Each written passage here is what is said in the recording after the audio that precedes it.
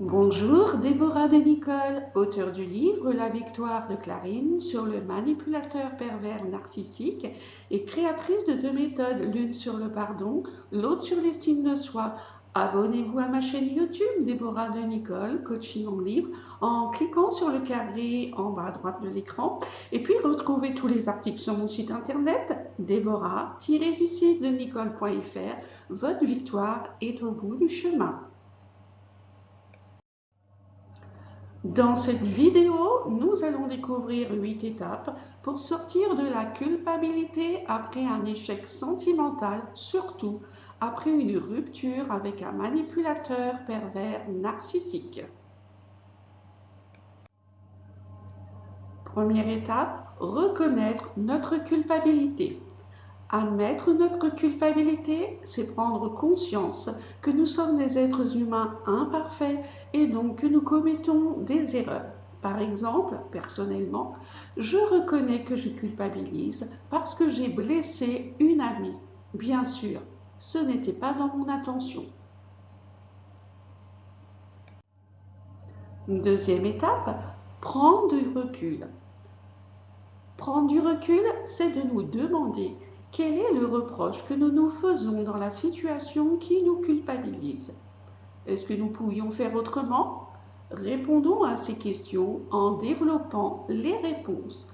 Peut-être que cela nous aidera à dédramatiser la situation.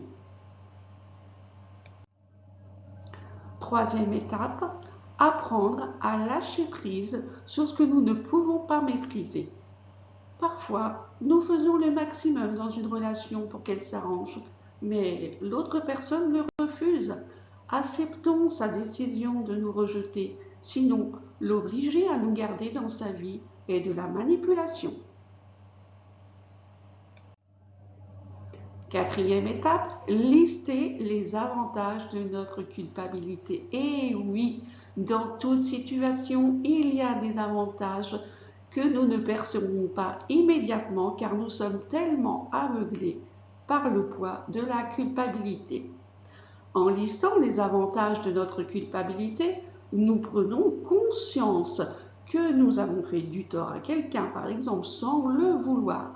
Exemple, pour moi personnellement, je suis consciente que j'ai blessé la personne, que je suis allée trop loin. Je suis de bonne foi puisque je reconnais mon erreur.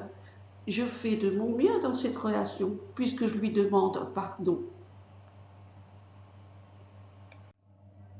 Cinquième étape, lister les inconvénients. Dans la culpabilité, les inconvénients existent également. Soyons sincères. Ils nous permettent de prendre conscience que nous avons encore en nous à apprendre, par exemple, à gérer nos émotions, le lâcher prise. Personnellement, j'ai perçu en moi de la colère lorsque la personne a refusé ma demande de pardon, car je suis une personne sympathique à côtoyer. J'ai beaucoup pleuré, mais je ne peux pas changer le passé, alors je reconnais que je ne sais pas lâcher prise sur ce genre d'événements et que je dois apprendre à le faire si je veux vivre avec un esprit tranquille. Autrement dit, vivre dans le détachement. Sixième étape, quelles valeurs ont été transgressées dans ce conflit? Nous avons tous des valeurs morales en chacun de nous. Elles nous servent de point de repère pour nous respecter, nous faire respecter des autres. N'oublions pas que les personnes en face de nous obéissent à leurs propres valeurs qui peuvent être différentes des nôtres. Par exemple, dans mon exemple personnel, je ne me suis pas sentie respectée lorsqu'elle a refusé de me voir et de me parler malgré ma demande de pardon. J'ai ressenti de l'injustice car je l'ai trouvée de mauvaise foi, mais peut-être que cette personne a considéré que je lui avais manqué de respect, ce qui était vrai, et a préféré couper les ponts parce que sa première valeur est le respect. Septième étape, quels besoins n'ont pas été comblés dans cette situation ou ce conflit? Quand nous culpabilisons, nous avons l'impression de perdre quelque chose ou quelqu'un que nous ne pourrons jamais remplacer. C'est une illusion.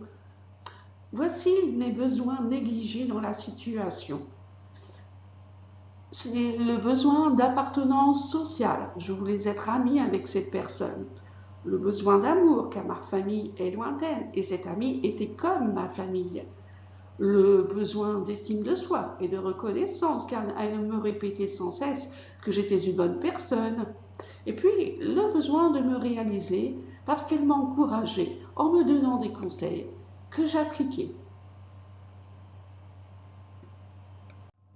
8e étape, quelles blessures sont touchées par cette culpabilité? Lorsque nous culpabilisons, des blessures se réveillent. N'hésitons pas à les lister pour y voir plus clair en nous. Par exemple, en ce qui me concerne, pour avoir blessé la personne qui a refusé ma demande de pardon, eh bien, la blessure d'injustice s'est réveillée en moi. Je ne comprends toujours pas d'ailleurs pourquoi elle ne me pardonne pas. En ne me gardant pas comme amie, je me suis sentie rejetée, donc la blessure de rejet s'est réveillée.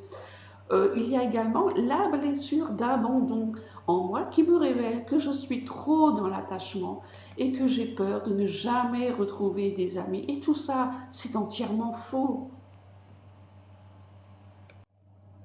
Une question, ma réponse.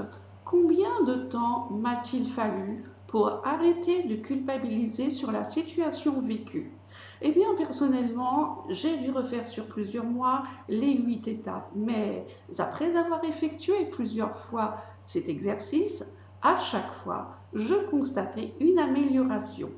Aujourd'hui, je culpabilise rarement et si c'est le cas, je recommence les 8 étapes, sachant que ma culpabilité va s'effacer rapidement pour laisser place à un esprit tranquille.